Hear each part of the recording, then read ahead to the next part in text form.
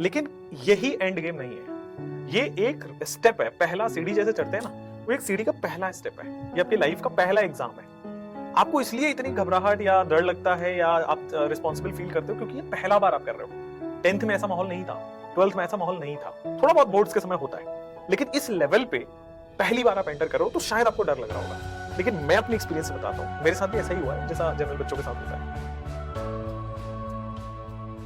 Hello everyone, this is Shoaib Aftab. आज के इस पॉडकास्ट में हमारे साथ है पूरी संकल्प की टीम।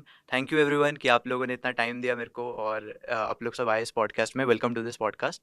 और हमारे साथ यहाँ पे है Tarun sir, MD sir, VT sir, Sarvesh sir, thank you again. और स्टार्ट करते हैं। तो फर्स्ट ऑफ ऑल मैं कहना चाहूँगा कि बहुत अच्छा लग रहा है सर, आप सब ऑलमोस्ट सेलिब्रिटीज़ है और यूट्यूब पे इतने वायरल है, आपके शॉर्ट्स इतने वायरल है, आपके टीचिंग वीडियोस इतने वायरल है, सब लोग आपको फॉलो करते हैं, आपको एक पॉजिटिव इंस्पिरेशन मानते हैं। तो सर मैं मतलब नीट वाला पार्ट तो हम ऑब्वियसली करेंगे थोड़ा बहुत डिस्कस, बट मैं एक चीज़ बहुत जेन्युइनली इंटरेस्टेड हूँ कि ग्रोइंग अप आप कैसे थे। बिकॉज मैक्सिमम स्टूडेंट्स को यही लगता है ना कि ग्रोइंग अप जो टॉपर्स होते हैं या फिर जो क्लास में अच्छा कर रहे होते हैं तो वही आगे चल के बहुत सक्सेसफुल होते हैं। तो ये स्टूडेंट्स मतलब मेरे उसमें भी बहुत लिखते हैं कमेंट्स में, मैं यूट्यूब वीडियोस बनाता हूँ तो लोग कहते हैं कि नहीं आप तो टॉपर हो इसलिए आप ऐसा कह रहे हो, हमारे लिए बोलना ईजी नहीं है। तो सर मैं आप सबसे पूछना चाहूँगा ये क्वेश्चन। तो तरुण सर प्लीज़ अगर आप स्टार्ट करें। होता क्या है कि ना हम सब लोग भी जैसे नॉर्मल होता है वैसे ही बच्चे नॉर्मल क्लास में परफॉर्म करना, बहुत कोई ऐसा टॉप नहीं करना, लेकिन एक फेज़ आता है लाइफ में कि भाई सबको लगता है कि अब ज़्यादा मेहनत करनी चाहिए, तो उस फेज़ के थ्रू पास होते हैं। तो उसमें हमें समझ में आ जाता है कि मेहनत कितनी करनी है, बस वही होता है। कोई ऐसा नहीं होता कि कोई टॉपर हम लोग बहुत उससे हैं। दूसरा, हम एज अ टीचर चीज़ को बार बार पढ़ते हैं तो हमें ज़्यादा याद होता है। हम तो बच्चों को ज़्यादा मानते हैं कि वो हमसे ज़्यादा IQ वाले हैं, ऐसा मेरा मानना है, क्योंकि बच्चे ज़्यादा इंटेलिजेंट होते हैं हमसे। हम तो बार बार पढ़ते हैं इसलिए ऐसा लगता है हमें चीज़ें याद हो गई हैं। हाँ, पर ये है कि हम एनालिसिस ज़्यादा करते हैं एज कम्पेयर टू स्टूडेंट, ये होता है। अगर हम अपना थोड़ा देखते हैं तो हम लोग कोई बहुत ज़्यादा एडवांस नहीं रहे, बहुत बेसिक सर ने बताया ना, सभी लोग बेसिक रहे, हम लोग भी बेसिक ही थे। बट हाँ, शुरू से थोड़ा सा ये जरूर था कि मतलब कोई भी काम आप करते हो तो मतलब मेरा फोकस और सब जगह से हट जाता था। भाई जो काम कर रहे हो सारा फोकस वो आज भी है मेरा, तो एक ही जगह फोकस करना। और बच्चों को भी यही कहूंगा कि यार मतलब ऐसा नहीं है कि बहुत ज्यादा कोई एडवांस होता है वही टॉप रैंक निकालता है, ठीक है, बस आप फोकस करना सीख जाओ। बस आप जो भी काम करो उस पर फोकस करो, सब जगह से फोकस हटा दो तो 100% रिजल्ट आता ही आता है। चाइल्डहुड आपको कैसा? हाँ, चाइल्डहुड में मुझे याद है बड़े अच्छे से। मतलब मेरे घर में ना पढ़ाई का बहुत सीरियस माहौल था। मतलब अगर मैं 10 घंटे की बात करूं तो उसमें 7-8 घंटे लोग पढ़ाई की बात करते थे। चाहे मैं अपनी बात करूं, चाहे मैं अपने सिस्टर्स की बात करूं। मेरे पापा जब भी एडवोकेट हैं, वो जब भी कोर्ट से वापस आते हैं तो यही डिस्कस करते हैं कि आज स्कूल कैसा रहा, होमवर्क हुआ कि नहीं, किसी टीचर की रिक्वायरमेंट है, कोई सब्जेक्ट तो वीक नहीं चल रहा है। मतलब एक होता है ना वैसा फैमिली जहाँ पे पूरा फोकस्ड। और इतना मैं समझ गया था बड़े होते होते कि यार पढ़ाई कुछ ऐसी चीज है जो बहुत जरूरी है, जिसको करनी ही पड़ेगी। इतना मेरे को रियलाइजेशन करा दिया था डिफरेंट बातों से डिफरेंट। और मेरा थोड़ा अलग है स्टोरी। मैं क्लास का फुल ऑन टॉपर है ना। 10th तक मेरा यही हाल था। लेकिन 11th जैसे सब लोग जाते हैं अपना, 10th में टॉपर है, अच्छा पेपर में नाम निकल रहा है तो सब लोग भेजते हैं कि कोटा जाओ, थोड़ा तैयारी करो, IIT निकालो, है ना, क्योंकि आप टॉपर हो, ब्राइट स्टूडेंट हो अपने स्कूल के। हमारे स्कूल के प्रिंसिपल ने पापा को बोला कि इसको कोटा भेजना चाहिए। वहां से कोटा वाली स्टोरी आई थी और बहुत सारे दोस्त जा रहे थे। देखते देखते हम भी ट्रेन पकड़े और निकल गए। वही बिहार से चलता है कोटा पटना, उसमें बैठे और उसमें मेजॉरिटी लोग पहुंचते हैं उसी ट्रेन से, हम भी पहुंच गए। लेकिन फिर उसके बाद सिनेरियो डिफरेंट हो गई। फिर वहां पे बहुत स्ट्रगल था क्योंकि जो हमने 10th तक पढ़ी थी वो शायद उतनी सफिशिएंट नहीं थी, और जो हम समझ के पढ़ना जिसको बोलते हैं ना, वो हम नहीं कर रहे थे, हम रट के पढ़ रहे थे। जो IQ डेवलप होना चाहिए था वो हो नहीं पाया था 10th तक। वो रियलाइजेशन हुई 11th में, 12th में, ड्रॉप ईयर में। तो फिर लेकिन एक चीज कॉमन थी कि मेहनत करना है, पढ़ाई नहीं छोड़नी है, चाहे कैसा भी सिचुएशन है, नंबर आए ना आए डजंट मैटर। आप टेस्ट में परफॉर्म करो ना करो डजंट मैटर। पढ़ाई आपको अपना जो घंटा 6 आवर्स 7 आवर्स जो हम लोग सेल्फ स्टडी करते थे वो कॉमन था किसी भी साल। फिर 12th का परसेंटेज भी ठीक रहा, पहला ड्रॉप ठीक नहीं रहा, दूसरा ड्रॉप ठीक हो गया, एंड दिस ऑन। इसके बाद इंजीनियरिंग करी, फिर पैशन था पढ़ाना। मेरा तो थोड़ा सा नॉर्मल था। मतलब मैं ऐसा कुछ नहीं था कि बहुत पढ़ना है या बहुत कुछ करना है। जैसे सारे बच्चे नॉर्मल पढ़ाई करते हैं उसमें वैसे ही पढ़ाई करता था। और फिर जब 10th में आया तो 10th में मेरी मैथ्स बहुत अच्छी थी। तो जो मेरी मामी के लड़के थे वो प्रिपरेशन कर रहे थे, तो उन्होंने कहा तुम्हारी मैथ्स बहुत अच्छी, तुम जेई निकालो। तो मैं जेई के लिए काकादेव में गया। कानपुर तो एक ऐसी जगह है जहां पर पहले से ही माहौल था, कोचिंग का माहौल बहुत अच्छा था। मगर जब गया तो मैं थोड़ा सा डर गया। तो फिर मैंने कोई प्रिपरेशन नहीं की, नॉर्मल बीएससी की, एमएससी की, पीएचडी की, ये वाला पोर्शन किया। मगर बीएससी करते करते ही सेकंड ईयर से मैं पढ़ाने लगा था। 12th वालों को पढ़ाने लगा था, फिर काकादेव में एक जगह एक लोगों ने कहा यार पढ़ा दो, तो मैंने पढ़ाने लगा, फिर निकलता चला गया मैं। और कानपुर के मुझे लगता है हर आदमी को पढ़ाना आता है, तो वो पढ़ाने का जो पेस था वो मुझे कानपुर से मिला। और फिर मैं कानपुर से कोटा आ गया, कोटा में पढ़ाया, कोटा से फिर दिल्ली आया, दिल्ली में पढ़ाया, और फिर कोविड में ऑनलाइन आ गया और फिर ऑनलाइन में पढ़ाया, और बच्चों का प्यार मिलता गया, मैं आगे बढ़ता चला गया और बच्चों को पढ़ाते पढ़ाते यहाँ तक पहुंच गया। सर जैसे एक होता है ऑफलाइन वर्सेस ऑनलाइन का डिबेट अभी काफी टाइम से चल रहा है, हाँ। इसलिए जब से ऑनलाइन प्लेटफॉर्म स्टार्ट हुए, Yes. तो एक मेंटेलिटी कहीं ना कहीं बन जाती है लोगों की कि जो सिलेक्शन तो ऑनलाइन से हो सकता है, बट जो टॉप रैंक्स आते हैं वो कहीं ना कहीं मोस्टली ऑफलाइन से आते हैं। तो सर क्या लगता है कि एक टाइम का इशू है कि शायद अभी ऑनलाइन प्लेटफॉर्म्स इतने अडेप्ट मतलब इतने लोग यूज नहीं कर रहे हैं, जो टॉपर्स है शायद वो यूज नहीं कर रहे हैं, ये इशू है, या फिर इसमें ही कोई डिसएडवांटेज है, क्या लगता है सर?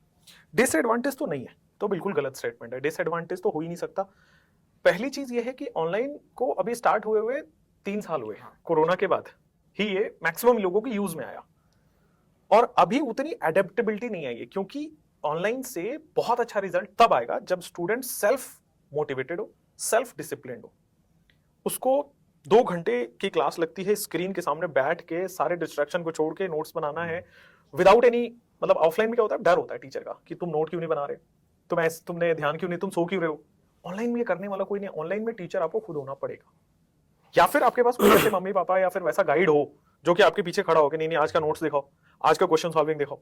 वो सेल्फ मोटिवेशन वो टीचर खुद होना पड़ेगा। तो मैं आपसे पूछूंगा कि बहुत से स्टूडेंट्स हैं जो मेरे को बोलते हैं कि हमें ऐसा क्या है या क्या नहीं है जिससे हमारा सिलेक्शन नहीं हो पा रहा है।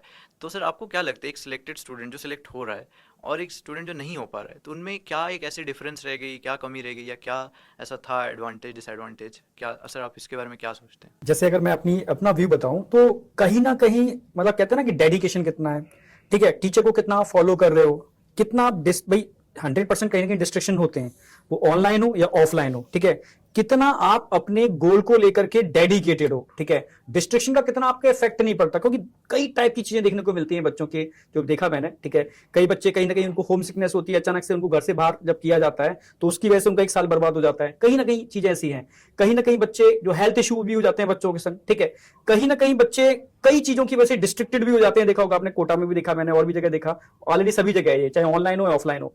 तो अगर आप अपने गोल के लिए लेकर के बहुत डेडिकेटेड हो, ठीक है, और आप प्रॉपर तरीके से मतलब उसको फॉलो कर रहे हो, उस चीज को, अपने टीचर्स को प्रॉपर फॉलो कर रहे हो, ठीक है, अपने टाइम को सही यूटिलाइज कर रहे हो, डिस्ट्रिक्टेड नहीं हो रहे, तो यार 100% गोल मिल ही जाता है बच्चे को।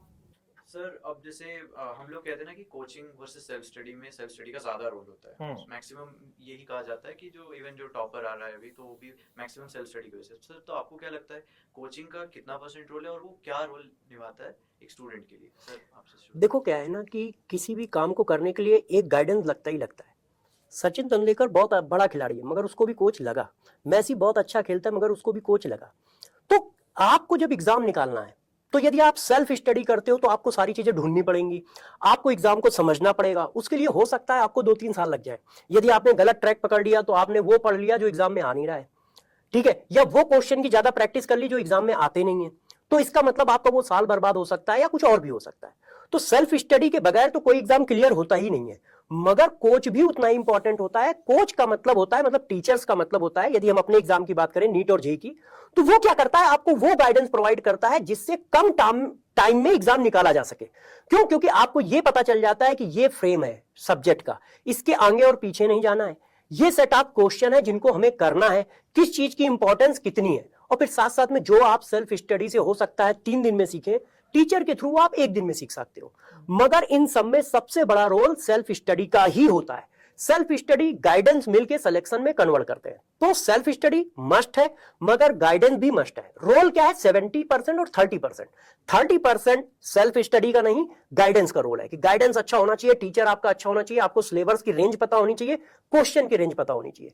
मगर 70% सेल्फ स्टडी काम करती है और उसी से सिलेक्शन बनता है मेनली। अब काफी स्टूडेंट्स ऐसे हैं जो इस वजह से परेशान है कि कट ऑफ हर साल इंक्रीज हो रहा है, कट ऑफ इंक्रीज हो रहा है, एस्पिरेंट्स इतने बढ़ गए हैं, उन्होंने बहुत मेहनत की और फिर भी वो सिलेक्ट नहीं हो पा रहे हैं। तो कोटा में और इन जनरल भी जहाँ जहाँ पे कोचिंग हब्स एंड ऑल है, वहाँ पे हमें बहुत नेगेटिविटी और बहुत मेंटल हेल्थ इश्यूज के बारे में सुनने में भी आ रहा है। तो सर आपको क्या लगता है क्या इश्यूज हैं, स्टूडेंट्स को ऐसे क्या स्टेप्स लेने चाहिए कि वो इन चीज़ों से बच के रहे? लाइक हमने सुनने को मिला कि इस साल बहुत सारे सुसाइड्स एंड ऑल भी हुए कोटा में। तो सर आप लोग क्या एफर्ट्स कर रहे हैं कि स्टूडेंट्स की मेंटल हेल्थ अच्छी रहे और वो पॉजिटिव रहे?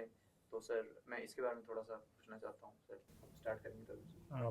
क्या देखो, एक्चुअल में क्या है कि हम किसी गोल को टारगेट कर लेते हैं और उसके अराउंड अगर हम सोच नहीं पाते कि यार क्या क्या नीड लगेगा। दूसरा क्या होता है, कई बार बच्चे ओवर मतलब अपने आप को कि कई बहुत ज़्यादा बड़े गोल्स ले लेते हैं, प्रेशर ले लेते हैं। तो ये मतलब हो रहा है, मतलब ये होता है बच्चों में। पहले के कंपैरिजन में क्या होता था कि फैमिली दूसरे तरह की होती थी, जॉइंट फैमिलीज होती थी और भी होता था। तो कहीं ना कहीं उनको मतलब हो जाता था कि कहीं गाइडेंस पेरेंट्स से मिस हो गई तो किसी दादा दादी से, नाना नानी से, या किसी इस तरह के फ्रेंड सर्कल से। अब क्या हो गया, सोशल मीडिया पे ही रह गया बच्चा, और वहाँ पर वो अपने अराउंड कुछ ऐसी मतलब दुनिया बना लेता है जिसमें वो मतलब सिर्फ क्या देख रहा है कि सक्सेस ही सब कुछ है, मैं कुछ ऐसा करूंगा तो ही मैं कुछ कर पाऊंगा। 100 चीज़ें हैं लाइफ में करने के लिए। तो बच्चों को मतलब ये देखना पड़ेगा, ये एक ही ऑप्शन है, मतलब जो आपने देख लिया, उसके बाद और भी ऑप्शन है, वो कर सकता है। और इम्पॉर्टेंट ये है पेरेंट्स के पर्सपेक्टिव से भी कि वो बच्चे को ओपन रखे, मतलब उनके साथ एक ऐसा माहौल रहे कि यार दोस्ती जैसा है, और वो उस बच्चे से डिस्कस करते रहे, उसको छोड़ ना दे, मतलब उस तरीके से। तो वो हमें भी मतलब एज अ टीचर हम क्या कर सकते हैं कि हम जो कर भी रहे हैं, बैचेज में बोलते हैं बच्चों से कि यार करो मेहनत, लेकिन हम साथ हैं, उनको मोटिवेट करते रहते हैं। क्योंकि हम एक एग्जाम के लिए पढ़ा रहे हैं तो हमें बोलना पड़ता है यार मेहनत करो। हम वो इसलिए नहीं बोलते कि प्रेशर क्रिएट कर रहे हैं, हम सिर्फ इसलिए बोलते हैं कि भाई तुम अच्छा करना चाहिए, करते रहो, लगे रहो। और पेरेंट्स की तरफ से हमें सपोर्ट चाहिए कि पेरेंट्स ये बोलें कि कोई बात नहीं, अगर नहीं होगा तो हम साथ हैं, पर मेहनत करते रहो। और बच्चे को भी खुद से भी सोचना पड़ेगा कि यार ये ओनली ऑप्शन नहीं है ना, ये चीज मतलब हम कर रहे हैं। और आने वाले टाइम में हम काउंसलिंग भी इंट्रोड्यूस करेंगे संकल्प भारत में, और भी चीजें करेंगे। पर बच्चे को जो काउंसलिंग कर सकता है ना, वो या तो पेरेंट्स कर सकते हैं, या तो टीचर्स कर सकते हैं, या कोई अच्छा दोस्त कर सकता है। तो यही 3 से उसको सही गाइडेंस मिलेगी। इसलिए बोला जाता है कि दोस्त भी वैसे बनाओ जो आपको पॉजिटिव रखें। बिल्कुल सही, तो ये बच्चों के लिए है, मतलब ये मतलब जो मुझे फील होता है। नहीं एमडी सर? बिल्कुल सर, बिल्कुल हाँ, सही। बाकी बिल्कुल सर, थैंक यू इतने मोटिवेशनल वर्ड्स के लिए, मतलब मैं खुद मोटिवेटेड तो ऐसे ही और मोटिवेशनल एक चीज और मैं सोई बोलूंगा, आप बिल्कुल बच्चों के बीच में बिल्कुल। जाते हैं, और ये मतलब जो पिछले 2-3 साल से हम लोग ट्रेंड देख रहे हैं हाँ कि हम सब्जेक्ट पढ़ाते हैं और आप लोग उन बच्चों को गाइड करते हैं, ये भी एक इम्पोर्टेंट हाँ, कड़ी बन रही है, कड़ी बच्चों बन के रही है। बीच। जो मतलब आप लोग गाइड कर पाते हैं बच्चों को, क्योंकि बच्चा जो है आप अपने आप को आपकी जगह देखता है कि भाई हम वहाँ पहुंचेंगे। तो ये बहुत इंपॉर्टेंट और रियल एक्सपीरियंस आ पाती है। हाँ। इन्होंने जो Real- रियलिटी हाँ, में जो फेस इसके किया लिए, हाँ, वो बता इसके रहे लिए हैं। तो हम मतलब सभी आप तरह के जितने भी लोग इस काम को कर रहे हैं, हम लोग We are thank you thankful, बोलना हाँ, चाहेंगे, बिल्कुल, we are क्योंकि हम नहीं thankful, कर पाते, कई बार टाइम नहीं बचता है ना। और आप वैसे भी भी हमारा टीचर support जो है ना system आइडियल बातें ही ज्यादा बोलता है, हाँ। मगर इनके साथ फीलिंग बच्चे को क्या है, फ्रेंड्स की आती है, ठीक है, रियलिटी फील होती है, उसको लगता है नहीं यार इसने फोड़ा है तो ये मेरे दोस्त जैसा मेरे को बोल रहा है, तो मुझे इसकी बात ज्यादा फॉलो करनी चाहिए। इससे क्या है, समाज में एक गाइडेंस भी बढ़ रहा है और बच्चों में ये भी पता चल रहा है कैसे चीजें चल रही हैं। तो ये भी एक बहुत अच्छी मतलब एक तरह से पहल है जिसकी वजह से ये सारी चीजें हो पा रही है। नहीं नहीं, बहुत सही है कि आप बच्चों के और हम लोगों के बीच के कनेक्टिंग लिंक भी हो, और कहीं ना कहीं बच्चा आपको रोल मॉडल भी मानता है आपको, और फॉलो करता है आपको, ठीक है। तो ये बहुत मतलब जरूरी है, बच्चे को सही गाइडेंस दे। बहुत अच्छा काम कर रहे हो आप इसके लिए, बहुत बढ़िया। Great, that's great. तो ऐसे ही वीडियोस के साथ मिलते रहेंगे हम, और नेक्स्ट पॉडकास्ट में फिर से मिलते हैं, तब तक के लिए बाय।